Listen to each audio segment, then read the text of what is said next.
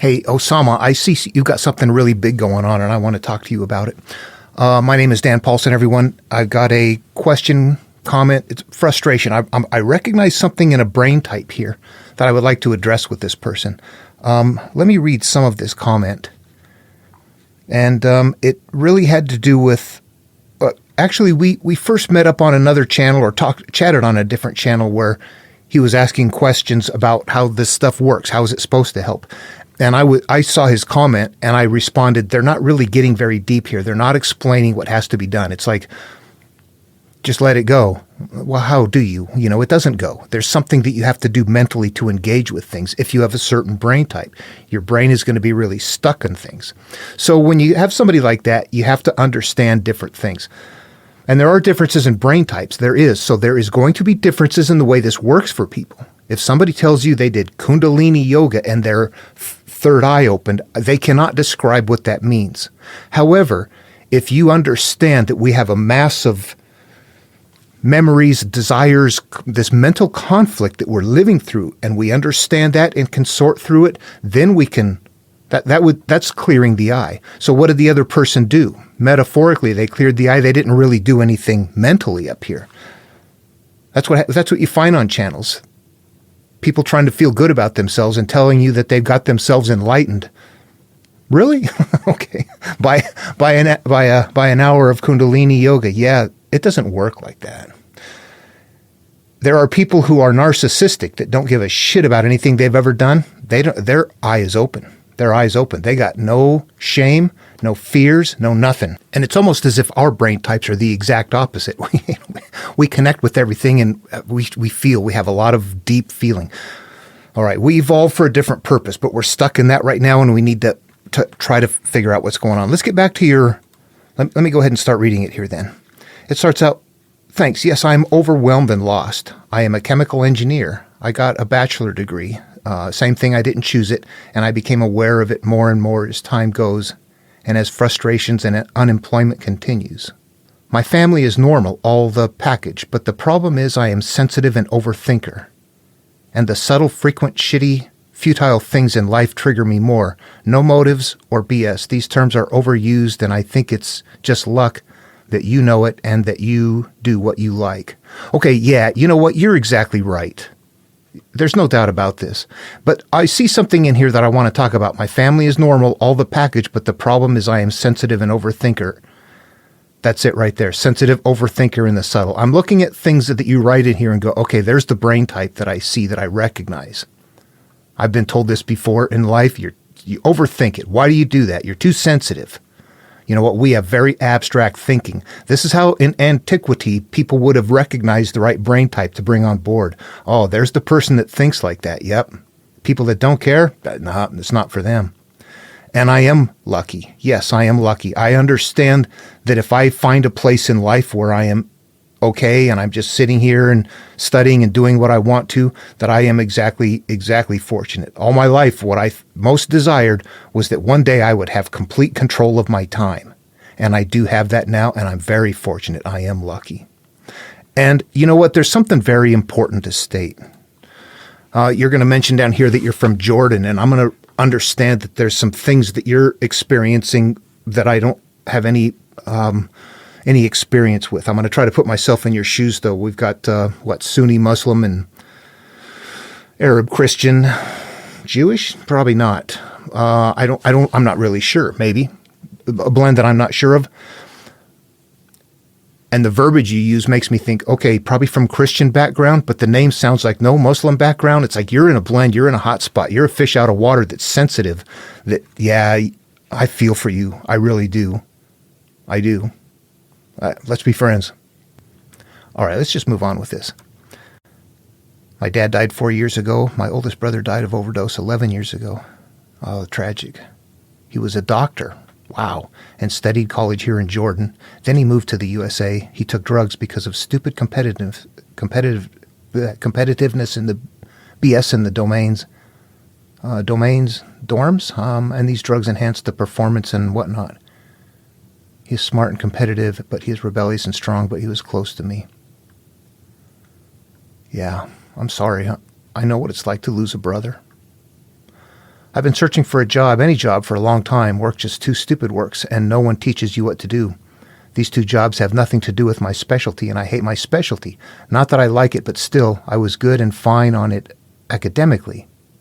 Continuous frustration and losses. Okay, I'm going to say this, that it looks like you are working in areas that are, boy, you almost call them assembly line. This is how things work. There's a process you follow, and it's very structured. And your brain, as this kind of a mind, is going to be a very abstract mind. If I was working someplace that, there's a factory maybe, and you have to guard the perimeter, but the factory's got thousands of people inside, and inside you got to make 1,000 of these a day. The same thing, 1,000 a day. Come back every day. This is your job. This is how you feed yourself. You got to make 1,000 of these a day. And there's a bunch of you in here. You're talking and chattering and doing that assembly line work. I would not do that. If they said, okay, now we need a couple of people. It's outside. It's going to be hot. It's going to be cold. It's going to be wet. Sometimes snow. You're going to be slogging in the mud. We need somebody to put on a jacket and, try to cover yourself up or try to stay cool and walk the perimeter of this place. That's your job, to stay out there and do that. I would do that in a heartbeat. I have to get out of that crowd, and I want to be out where I can think freely.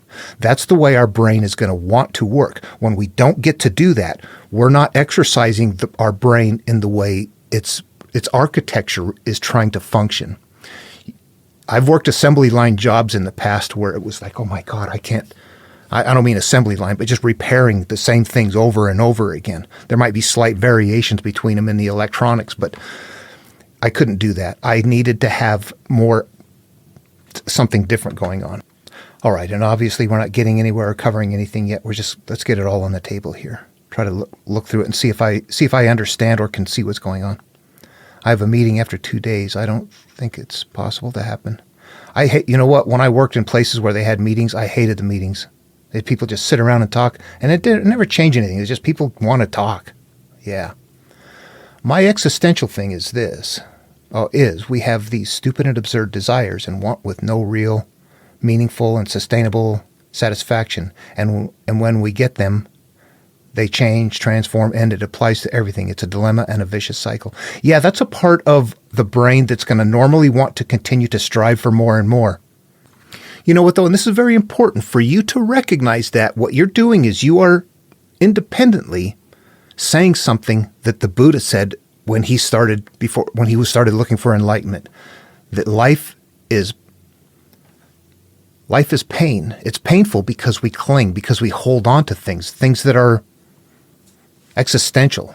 We mentally hold on to them, and if we can find a way to cease holding on to them, then that existential pain goes away.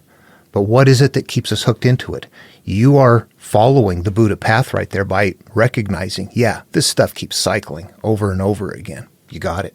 And you know what? It's a Buddha path, Lao Tzu path, all the prophets. I'll just let it go with that. It's not just a Buddha path, but yours sounded very plain language like the Buddhas did. It was not very encrypted. It's things we hang on to just hurt. It would have been wired in for millions of years in a time where that was never satisfied. You're always striving because if you didn't, we would die. It was totally there. Now it's still in place. We're still striving. We still have this desire to strive, and it never satisfies us.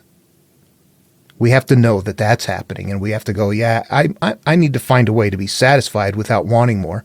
But at the same time, and this is very important, we have to talk about this. This is also going to be regional. I came from a place where I was raised with, all the conditions that hurt me. At the same time, I was provided with an education that allowed me to have access, and a country that allowed me to have free access to material, to books. I've got everything up there from the Bible to the Bhagavad Gita. No, the entire Mahabharata, Greek works, 2 copies of Qurans. I've got a whole pile up there, and I have access to the computer. I have the capacity to study things. I have freedom to access material that other places may not have. There's a lot of, and there may be somebody who has this exact same brain type who's on Sentinel Island. What are they going to do? They're going to be they'll be the ones sitting at the end of the island by themselves all day long, abstract thinking, figuring out new spears and things like that. So that we're still going to see these in the population, but this is us. And your region and where you are is going to provide opportunity. If somebody has this brain type and they're just born in some war-torn place where it's never going to work, the finances are going to collapse, nobody's going to be wealthy, then the opportunities are simply not going to be there. There's nothing, I don't know what to do. The person has to find their way in their own place and know that, damn, this is just where I was born. I got no choice. This is where I am. I can either do something or not. Yeah, I'm fortunate when I think about that. When I take that into account, I'm a lucky man. That's exactly why so many people want to come to America. It's changing. It's changing. It's not the same anymore. Okay, I'll leave that.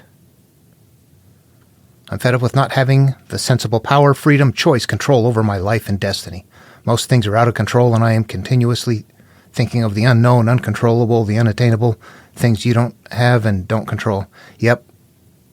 I value freedom, capability, honesty, integrity, justice, peace, individuality, depth, fun in a world. Just order you to be distracted and numb, herd, sheeple most of the time. Okay, what I'm getting out of this is, let me keep going on. This goes on. The core issue is lacking real, meaningful, sustainable. Nope, let me go back to this one. I value this right here. This right here tells me about your brain type 2. So you're the kind of person that it's like you look around the world and you say, I don't care what race people are, what nationality, anything like that. I care about good or bad. Is this person a nice person or a bad person? I don't care if they are from another country or my neighbor next door or my family member. We want good, and good doesn't mean my tribe. We have something different going on. I see that right there in you. That also points to your brain type because you have a different way of understanding things. We're not the ones that are going to go start killing the others because we're overpopulating. The core issue is lacking real, meaningful, sustainable, sensible, moderate, and frequent freedom, authenticity, agency, capability most of the time. I'm not talking about perfection and just absolute positive states, but not like the current and continuous state of no real meaning, no satisfaction, no freedom, no independence, no capability for empowerment for the most part. Despite being often limited, restricted, weak because of nature and its laws, people, society, universe, norms, universal shitty norms and trends. All right, I'm sorry, I don't mean to laugh. That's frustration. That's a pile of frustration, yeah. I did therapy many times. It didn't work and was frustrating again. And now I can't even afford it as the last bad option or the only good possible option, however you look at it. It's not that we're poor. We are in middle class, but we have some challenges nowadays, and I hate being codependent and limited. Yeah. I'm starting to lose hope, and I realize that these ideals and values don't exist most of the time, and my problems will continue. But even distractions, adapting, numbing, or short-term things don't work anymore. I hate these things, but they even don't work anymore. Yeah, we get really ready to just, it comes up. I've been there. I absolutely have felt that mentally. Even if my life situation was different, my mind situation was not different. It was exactly like that.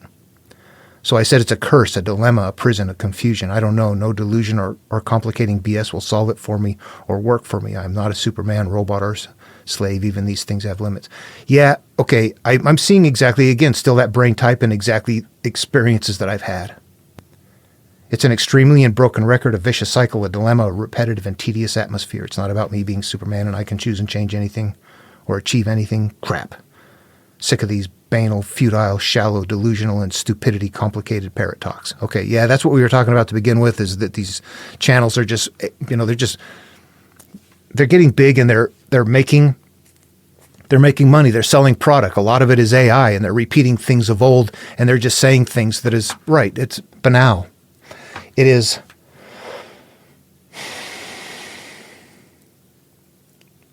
Yeah. What do you really do? When you're the person that says, that stuff doesn't work, I'm in this role over here, what do you really do? So there's a couple of things. Number one, if you were to read other things, like I remember when I was studying the Buddha and I was thinking, I need to try and do these steps. I need to try and figure out something in the Dhammapada. And I would read something about, how the sage will seek solitude for contemplation and things like that. And I remember reading things like that and go, I don't have to become that. I already do that right there. I always seek solitude. I've always gone camping by myself. I've taken off by myself. And there's a point in time where I begin reading a lot of things that I'm saying, you know what, I kind of am that way in some areas already. There's other things I had to learn. I didn't know I was a product of my memories. But I do know that I was the kind of person that liked to go get away. So there's certain qualities that we're going to have. And if you've got that quality right there, you need to get away. You cannot stay in this mass. You're going to get the energy sucked right out of you. You're going to need to have some solitude and isolation. I don't know where you are, if you can get out to the desert or someplace, if there's some sort of I'm going to say that when you leave a big group of frazzledness like that and you get out away from it, you cease to start feeling it, and you start thinking clearly. The mind that we have can talk to people. We can do things. I'm an introvert. I'm not shy. And I'll make these videos off the top of my head, but throughout most of the day, I'm in my garden working or reading or something like that. I'm alone doing my own thing for most of the day. And that's what an introvert needs to do. When I was working and I had a lot of hours I had to put in with people, oh my God, it drove me crazy. Every time I got time off on the weekends, I'd be off up in the mountains. I would every time go camping. I had to get out. That was what I had to do. And it helped me. But we need probably 75% isolation time and maybe only 25% with other people. They do. What do you do? You're trying to think of the meaning of life, abstract ideas, and they're talking about what new tires they got on their car, how they got a few more horsepower out of it, new pants. You're like, oh my God, what the hell? It's so shallow. Who cares about that stuff? Well, we care. Yeah, it's a weird thing. And now we're stuck having this awareness in a world that doesn't have this awareness. And you can't talk to other people about it. They'll start saying things like, oh, you think you're special or something like that. You know what? We're different. We evolved differently, and they can't. Our brains are expansive. We can encompass what they do. But their brains are like this, and they cannot encompass our cognition, the way we work. We're very sensitive to the environment, loud noises, constant things. Just at some point you get irritated by it. Quick to snap, quick to tell people to shut up, knock it off, because we are stuck in a world we need to get out of. We're stuck in that factory on the assembly line floor when we need to be walking the perimeter. You got to get out there. And all the other stuff going on, if you can't get some free time to start sorting through it, you're going to be stuck it's going to be very difficult. But you are actually going to have your central nervous system. I'm going to claim that, when we get together and worship or do things like that, we feel things up, feel things down. Imagine that you could hear anguish, and it had a tone. Boop. And that everybody around began feeling anguish. And it ramped up and ramped up and ramped up until it was like, oh my God, I can't shut off the sound of anguish. Now, take that out of the sound range and put it into an energy range where you just feel it in your central nervous system. It's just like a nervous feeling. I don't know what's going on. And at first it's just one, and it gets bigger and bigger and bigger. You're in that field. You have to get out of that field in order to sort things through. It's like you're being... It's like your radar's being jammed by the crowd you're around, but we don't know it. You have to make that leap and understand that, we are living in an emotional collective, and that the closer I am to it, the more I feel it, because I have this kind of a brain type. I'm sensitive to it. I can't shut it off. I evolved to be on the outside of the group and be super hyper vigilant, super hyper sensitive to the environment. And you know what? Now you're stuck with that. We are hyper vigilant, hyper aware in a world of people that go, what are you even talking about? You think too much. You're too sensitive. Yeah, that's why. That's why we're too sensitive and why we think too much. We're different. You're different. You got to give yourself some time.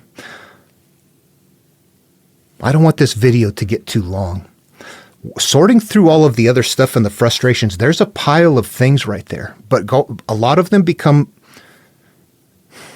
It's like being angry and, saying, damn it, I hate it. There's a point where it's like, what I'm reading there is just frustration, but the environment, the things that are going on, the way that you are, things aren't working. And at some point you have to at least get some time. If you're, yeah, let me know about that. Do you get time away? I believe you absolutely do. And you know what? I do have, let me look at something here. This is a little test for brain type. Let's see where I can find this.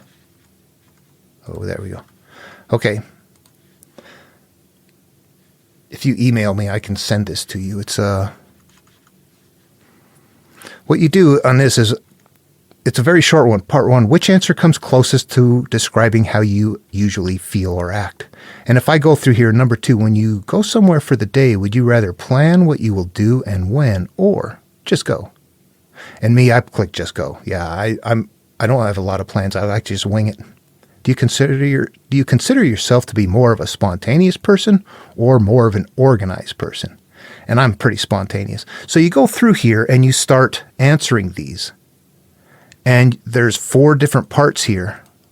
I haven't completed this, but if you come through the end, you see that from the standpoint of being extroverted or introverted, look at that. I am like extreme introvert, sensitive and feeling high, sensitive towards the empathy, feeling high, very high feeling, and perceiving, high and perceiving. This is judging and perceiving. So you take the test and it gives you an idea of the way your brain architecture is set up. Most of the group is going to be, most of humanity is like this big mass of people. When you said your family's normal, but you're that, I was like, yeah, that's it right there. I know what you're saying. You're in a group of people that are like chattering about things and you're like, what is all this banal chit-chat? And, you know, just for the sake of showing this, what I did is I copied and pasted some character traits, strengths and weaknesses of an INFP. That's what I am. You may be an INFJ or something similar. You may not be exactly the same, but there's a lot of us that are fairly similar with some variations, but we're very empathetic. People with INFP personality type mediators don't just care about those around them in an abstract sense. They can actually feel another person's emotions. Yeah, that's why. From joy and elation to sorrow and regret. Because of their sensitivity, these personalities tend to be thoughtful and kind-hearted, and they hate the idea of hurting anyone, even unintentionally. Generous, INFPs rarely enjoy succeeding at others' expense. They feel called to share the good things in their lives, give credit where it's due, and uplift the people around them. These personalities want to contribute to a world where every voice is heard, and no one needs to go unmet, and no one's needs go unmet. We're open-minded, tolerant, and accepting. INFPs try not to judge anyone else's beliefs, lifestyles, or decisions. This is a personality type that prefers compassion to fault-finding. Many feel empathy, even for those who have done wrong, because they're so accepting. INFPs often become confidants for their friends and loved ones, and occasionally total strangers. Creative. They love to see things from unconventional perspectives. That's the way our brains work. We've got that really contemplative architecture, vivid imaginations. Einstein must have had it. He's told us to use our imaginations, and he figured out what he figured out through thought experiment. Yeah, just working it through in his mind. That's what we do here. Few things give them more pleasure than allowing their mind to wander through all sorts of ideas and possibilities and daydreams. It's no wonder, then, that many INFPs are drawn to creative pursuits, or that this personality type is well represented among writers and artists. Passionate. Deep well of passion, primarily driven by their profound empathy, strong internal values, and ceaseless curiosity about the human experience. When an idea or movement captures their imagination, these individuals want to give their whole heart to it. People with INFP personality types may not always be outspoken, but that doesn't diminish their strong feelings for a cause that speaks to their beliefs and convictions. INFP personalities strive to follow their conscience even when doing the right thing isn't easy or convenient. They rarely lose sight of their desire to live a meaningful, purpose-filled life, one that helps others and leaves the world a better place. All right, the weaknesses are unrealistic. Nothing in this world is perfect, and that can be a difficult truth for INFPs to accept. People with this personality type can be hopeless romantics with rose-colored visions of what their lives should be like. This can set them up for disappointment when reality inevitably falls short of their dreams. Self-isolating. INFP personalities long to connect with others, but they don't always know how, especially in new environments. They may be reluctant to put themselves out there in ways that would help them make new friends or become involved in new communities. As a result, people with INFP personality types may sometimes feel lonely or isolated. This one I'm not too sure about. Unfocused. INFP's imaginative, introspective nature doesn't always lend itself to productivity. Many people with this personality type get frustrated by how difficult they find it to buckle down and get things done. The problem isn't that they are incapable, rather that it's that they run into problems when they become so caught up in different ideas and ideals that they fail to commit to a course of action. Yeah, I don't get that out of me. Emotionally vulnerable. Yep, I don't have to keep reading them. Too eager to please. Yep. Self-critical. There we go. INFPs believe in their unique potential, and they desperately want to live up to it, but this can cause them to have unrealistic expectations for themselves. When these personalities fail to live up to these visions, they may accuse themselves of being useless or selfish or woefully inadequate. I was raised being told I was a worthless piece of shit. Taken too far, this self-criticism can discourage INFPs, leading them to give up on even their dearest dreams. Okay. And then if you go through different personalities, there's all kinds of other, they don't apply. There's different brains, and if you combine them in an evolving group, it would be the perfect balance for that evolving group. But that's not what we're living through today. Anyway, I am going to probably just leave it there for now because nothing was specific to address other than, we do hang on to things and we have to learn to let things go mentally. But as long as you're just being you're in this turmoil frazzle, you got to stop and get out of that. Try to get out of that somehow. It's like you're trying to find a way to think through this. In the meantime, you're in the bombardment. If you get time off, or if you can take time off, or if you can take free time, if there's some way that you can go to get away, at least for periods of time, away from the group so that you're not experiencing that sensation, the feeling, you get farther away from it. Although globally, it's getting pretty big. I can hardly turn off from it now. It's like, God, I feel like crap and everything's fine. I'm in the field that I can't get out of now. It's global. Everybody feels bad. Everybody on the planet's kind of, what's going on? Yeah, we're over-evolving. And then we can't fix that. So how can you feel good? What we have to do is at least sort through our own individual things, and that becomes difficult. It really is perceiving ourselves in a different way. We are living through our memories when we're doing this, when we are actually not our memories. We have to step outside of, if we're in those emotions and all that stuff's going on and you can't get out of it, we have to get to the higher awareness. So when you get out to the peaceful place, what you have to do is find that mind space, meditate. Meditation's the same thing. Or if you're lying in bed and can't get to sleep, that part of your mind, when it steps in and tells you, shh, quiet, tries to quiet you down, stop slipping into the memories, leave your conscious right there as much as you can, and just start watching your breath. What's going to happen in about a half a second, you're going to be right back into the memories again. Catch it, slip back, come back.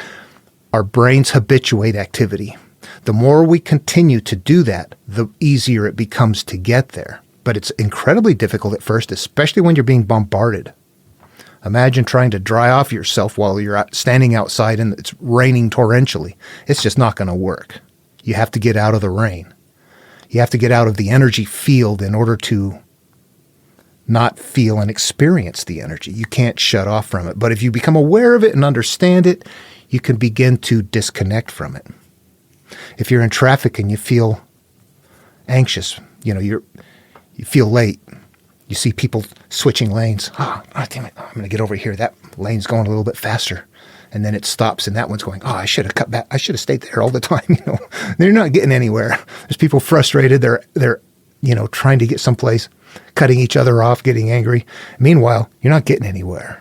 Why feel it? But you could be sitting there feeling that same way because you're in the field. Then you look around and go, Why do I feel this way? I know I'm in no hurry. I know what's going on. I got something to listen to here or something.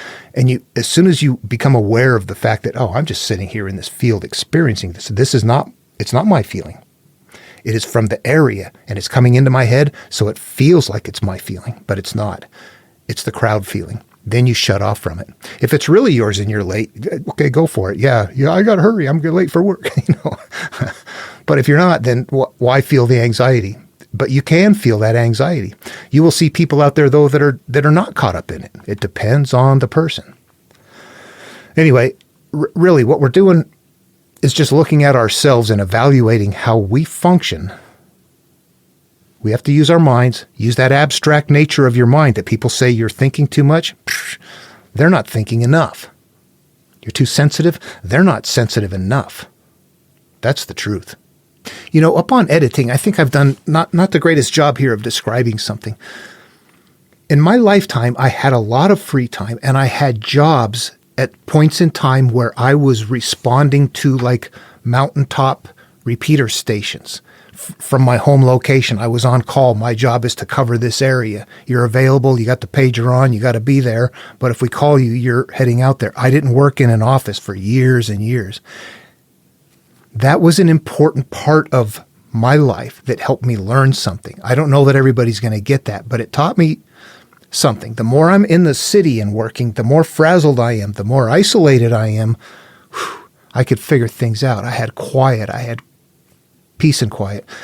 If you're in a busy place and you go out for a day or two and then you come back to the city, that's not enough. It's really, you need to do more than that. You need to have.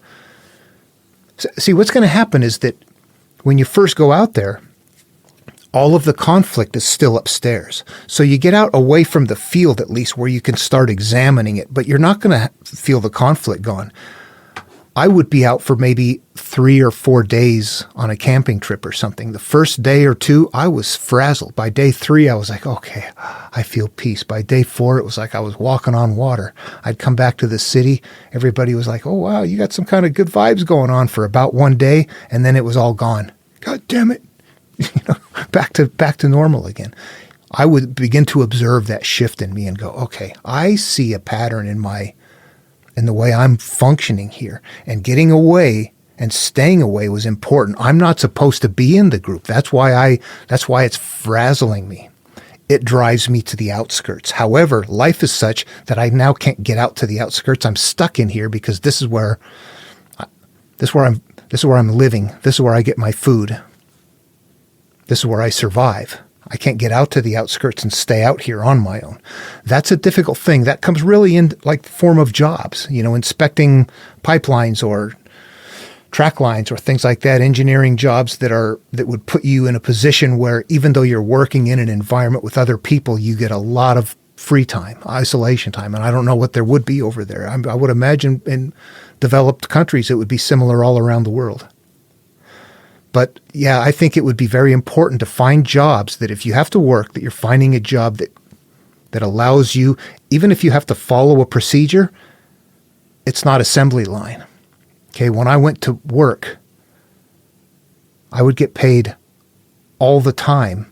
And the vast majority of my time was traveling there and driving up into the mountains and listening to the CDs that I wanted to on,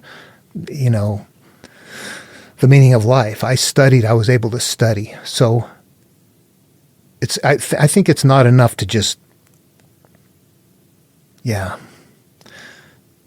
it's a lifestyle you have to try to work for. I managed to find it. Anyway, I didn't want to sell it short. Getting away from it is not going to just fix things. When I first started resolving inner problems till today has been about 35 years. And several different relationships along the way. It's not an easy process. You can't just flip a switch. It will take work. It's frustrating. It's aggravating. It's damn hard. This is shadow work. At the same time, I'm very aware of the fact that I was in a place, in a time, where everything worked for me. I had a job that people envied. There's a lot of people that would have loved my job, and I get that. I get that how fortunate I was. And I get that it would be easy for someone to hear my story and say, well, How nice for you to have all that stuff. You had problems to begin with, like us, except that you had a way out and we don't. And I don't know what to say there. I think everybody has to find their own. I realize I had opportunity, and I can't speak to that other than to say I'm very grateful. But I have a lot of compassion for those that don't have the same opportunity. But what does my compassion do for them? Yeah, we're stuck. But once it's done, then when you leave, you're not dragging the stuff with you. You start feeling good. You're living now from this higher self all the time instead of being sucked back down into the unresolved issues or the things that we're hanging on to, that we're clinging on to, that we realize, God, hanging on to it is what's hurting me. And at the same time, realizing if you're in a war-torn country and you're starving, you're going to be hanging on to that idea, and there's nothing you can do to fix that. The spiritual pursuit kind of works good if everything's okay. You want to do this path, you got to kind of you have to be able to kind of live on your own in a way where you're right. You said you didn't like being codependent. That's exactly it. If you can get to a point where you're no longer codependent, that's what you want. Find a way to live a life where you are somehow haven't committed to go deal with something. Anyway, it's much bigger than I portrayed. I don't know what else to say. I'm not a person that, I'm not what I am is somebody that has just worked through the material from antiquity and understood what they were doing and realizing that this is an inward path and that we are healing our memories, that is what we're living through. And no matter what material we go through, that's what it is. And also, not just that, it's not just healing the memories, but it's also learning to let go of things. And how is that going to work? If you have this brain type in a war-torn place that needs food and supplies, everybody's going to feel this way. You can't turn it off. I have anxiety every day. All right, I wanted to respond to you, but at the same time, you have to understand something that I certainly understand is that something like this would require an ongoing dialogue. It's not going to be, hey, here's a video, here's what you must do, go take care of it. It's not that way. You really do have to understand, though, in the beginning, you've got a certain brain type that's looking for something and its needs are not being met. And if you can't find a way for that to happen, the rest of it's going to be really, really difficult. But if you at least understand that you've got that, you don't fit, and that's the way it works, you accept the idea that I'm different. That's fine. I have a different role in life than they do. I'm just stuck there. Understanding that can help you at least start looking at things in a different way, that you're not so hypercritical on yourself and what we're going to be. That's what makes us grow. We are always hard on ourselves. We're not the kind of people that say, man, I'm the best. We're the kind of people that goes, God, I could do better next time. I can do better next time. I can do better next time. And you're going to achieve high levels. And if you're in an area where you're doing what you love, that's it. You got to be in an area where you're doing what you want to do. How does that work? Again, I'm fortunate. That's not lost on me. I hope it was helpful. Yeah, ask questions, comments. Your comment, the way it was structured so big, that's why it kind of disappeared. It was on there. It did. So when you post comments, YouTube has it goes through a YouTube filtering system that looks like bots that look for certain phrases or words or things like that. And if it has certain like violent tendencies or something, it won't even post it. I won't even see it. It won't show up or anything like that. YouTube takes priority over that. If it gets onto the channel, but it's something like what you've posted, and I've noticed this for myself because I make big, long posts like that where I'm talking about, Babylonian stuff, Greek myth, down to Jewish lore and into Roman stuff. And the bots are like, I'm not quite sure what to do with this. It doesn't know. It'll do that same thing. It's very big. It's complicated. And that's what happened with yours. It was a big and very complicated. The tone was fine. It went ahead and posted it. But instead of posting it, it kind of hid it. But then for some reason, it didn't notify me that you made the comment, which is weird. Oh, that's happened before. If it goes anyway, I changed the settings to make it show. But okay, so here's the future. The deal in the future, when you make posts like that, it's probably better to really. It was a big data dump, which made it kind of convoluted, which made the YouTube bots go, I'm not quite sure what to do with this, so we're going to post it, but we're going to put it in a secondary setup where you have to dig a little deeper to find it. And then for some reason, it didn't notify me. I don't know why. Anyway, so in the future, if you post things, maybe shorten them up into blocks or something like that. Here's this section, here's this section, here's this section. And then the bots can go, oh, this is about this is about that, that's about that. It won't get confused because it's trying to sort through different topics. I'm not sure. I'm only saying that because I've done the same thing before. I post a big, long thing. It doesn't work. I'm like, well, that was very benign. It just covered a lot. So let me post the Greek stuff, and then I'll post this one. And it went that way. So I thought, okay, maybe that's what's going on. Anyway, I just wanted to say that. Hope that helps. All right. Yeah, questions, comments. See you in the next video.